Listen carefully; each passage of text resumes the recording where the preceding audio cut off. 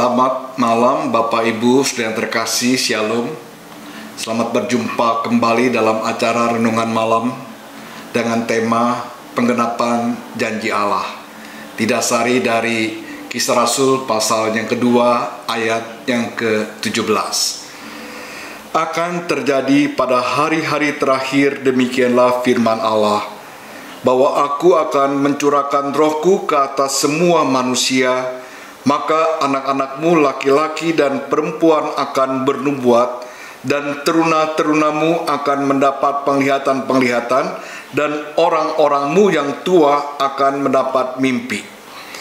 Perkataan ini diucapkan oleh Petrus dalam khotbah perdananya pada hari Pentakosta, tatkala Roh Kudus dicurahkan ke atas orang percaya. Yang dikatakan di dalam Kisah Rasul pasal yang kedua ayat yang keempat.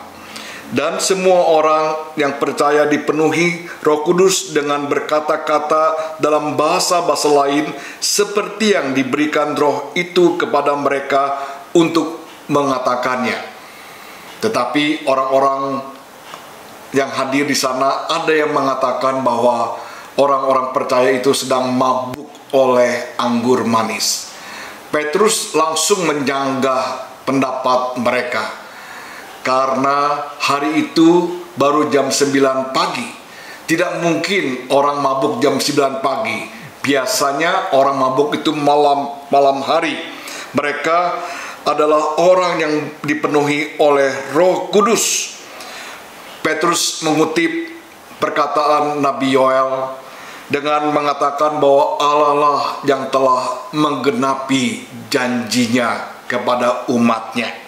Sebenarnya peristiwa ini juga dinubuatkan di dalam bagian yang lain dalam Perjanjian Lama.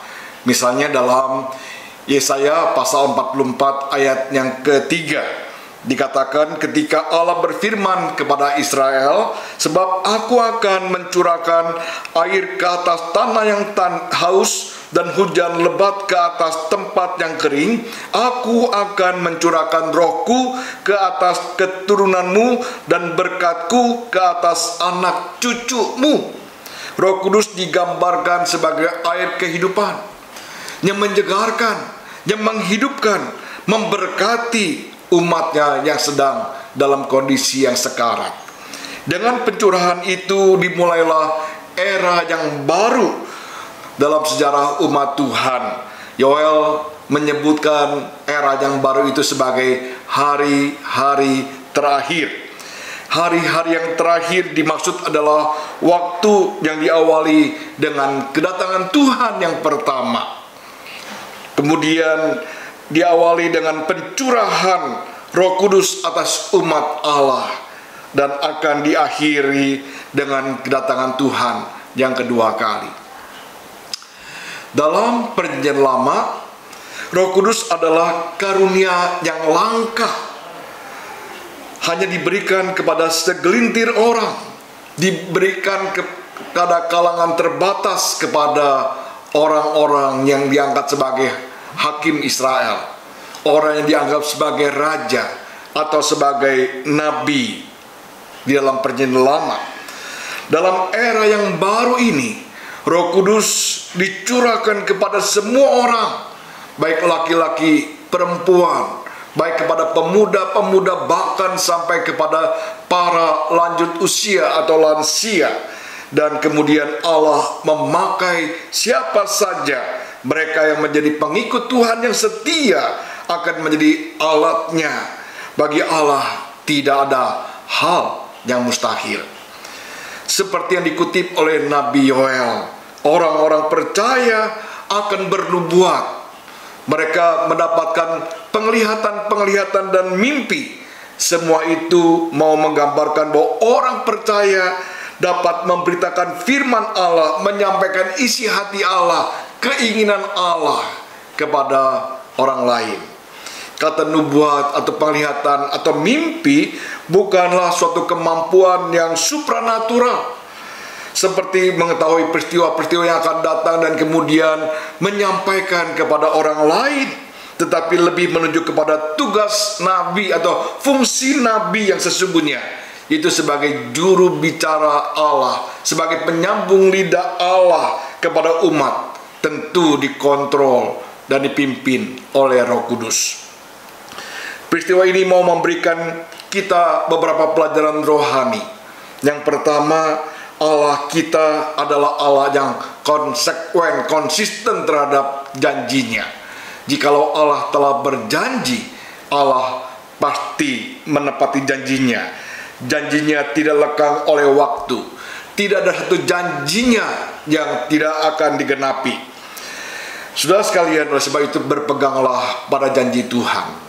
Yang kedua, saudara sekalian, Allah memberikan rohnya kepada umatnya, kepada orang-orang percaya yang mereka telah menerima Tuhan Yesus sebagai Tuhan dan Juru Selamat hidupnya.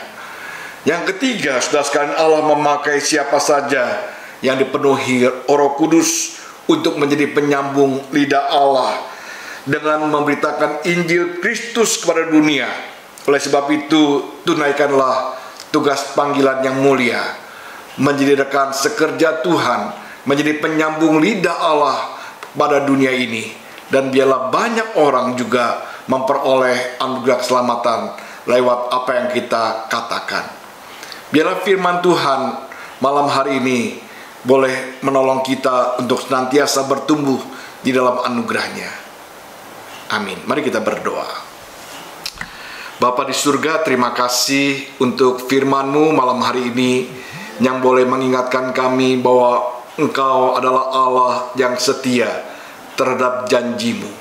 Apa yang telah Tuhan janjikan telah Tuhan genapi, dan tidak ada satupun janji-Mu yang meleset.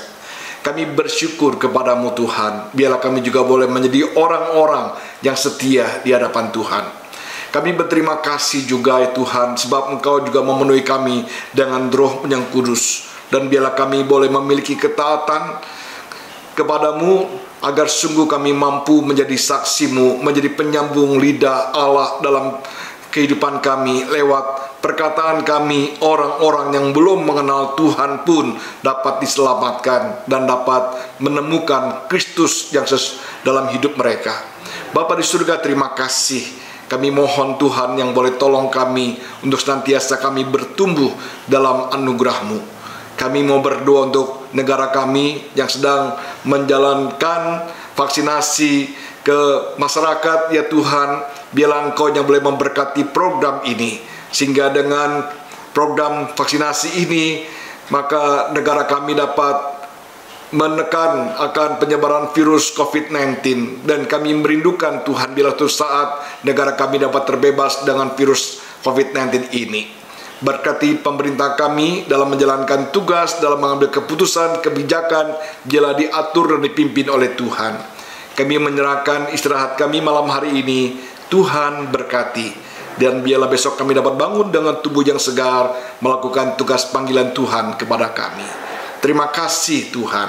Kami bersyukur, kami berdoa dalam nama Tuhan Yesus Kristus. Amin. Sampai jumpa. Tuhan memberkati.